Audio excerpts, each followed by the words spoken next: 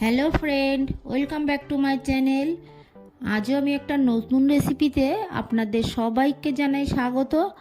আজ আমি দেখাবো সর্ষে গাছ বাটা। আপনারা তো সর্ষে ফুল খেয়েছেন, একবার পাতা বাটা খেয়ে দেখবেন কতটা ভালো লাগে। এই দেখুন, আমি 2 আঁটি সর্ষে গাছ নিয়েছি। পাতাগুলোকে ছাড়িয়ে নিয়ে ভালো করে ধুয়ে জলটাকে ঝরিয়ে নিয়েছি। এবার গ্যাসে একটা কড়া বসিয়ে দিয়ে এর মধ্যে আমি অল্প জল দিয়ে দেব। জলটা দিয়ে এবার এই সর্ষে পাতাগুলো দিয়ে দেব।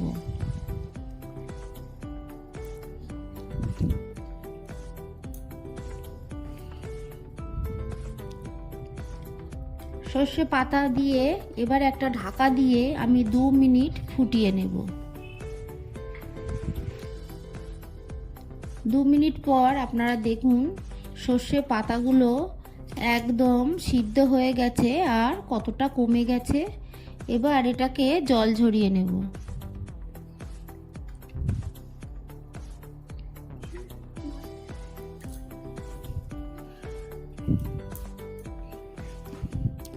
এখানে আমি একটা মিক্সার জার নিয়েছি, এর মধ্যে জল ঝরিয়ে নেওয়া সর্ষে পাতাগুলো সব দিয়ে দেব।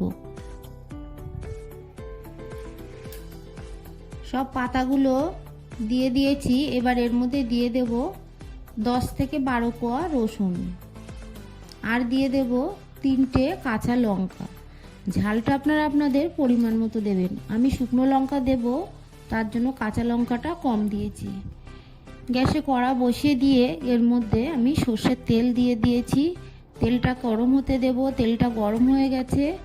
এর মধ্যে দিয়ে দিলাম 3টে শুকনো লঙ্কা। এই শুকনো লঙ্কাটাকে খুব ভালো করে ভেজে নেব। যে কোনো বাটায় শুকনো লঙ্কা ভাজার ফ্লেভারটা ভালো লাগে, আপনারা অবশ্যই দেবেন।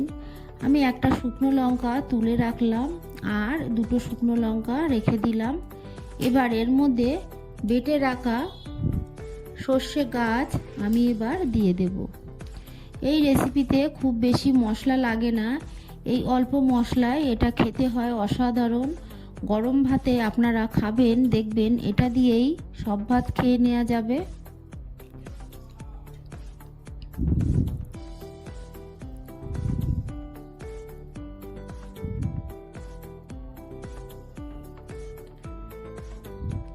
এবার এটাকে ভালো করে নেড়ে চেড়ে একটু শুকনো করে নিতে হবে।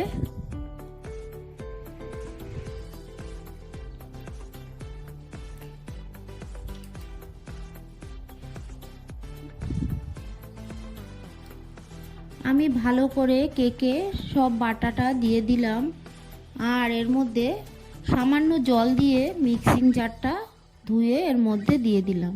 খুব বেশি জল কিন্তু আপনারা দেবেন না, অল্প জল দিয়ে ধুয়ে নিলাম।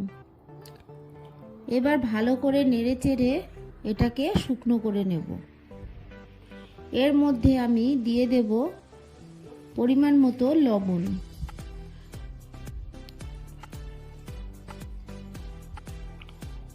লবণটাকে দিয়ে ভালো করে নেড়ে চেড়ে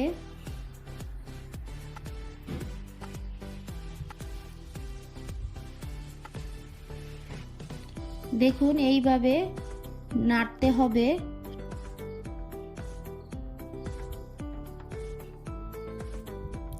এটা রান্না করতে খুব বেশি সময় লাগে না, আপনারা বাড়িতে একবার হলেও বানাবেন, দেখবেন গরম ভাতে কতটা ভালো লাগে। একইভাবে আপনারা সর্ষে ফুলও বেটে খাবেন, সর্ষে ফুলও খেতে ভালো লাগে।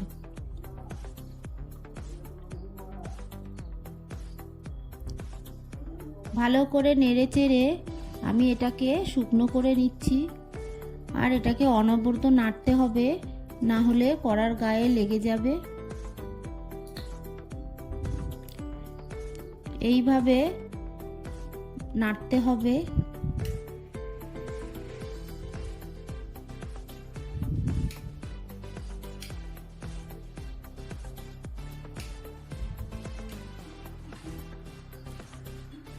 আমার এই রেসিপিটা আপনাদের ভালো লাগলে আমার চ্যানেলটি সাবস্ক্রাইব করার অনুরোধ থাকলো, আর পাশে থাকা বেল আইকনটি ক্লিক করে দেবেন, তাহলে আমার নতুন নতুন ভিডিওর নোটিফিকেশান আপনাদের কাছে পৌঁছে যাবে। একটা লাইক করতে ভুলবেন না।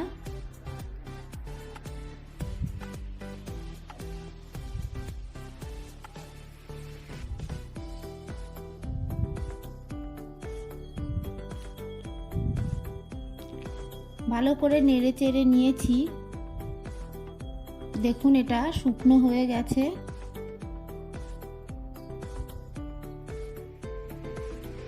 এই সময় আপনারা একটু চেখে দেখবেন, নুন যদি কম হয় তাহলে আরও একটু নুন দিয়ে দেবেন।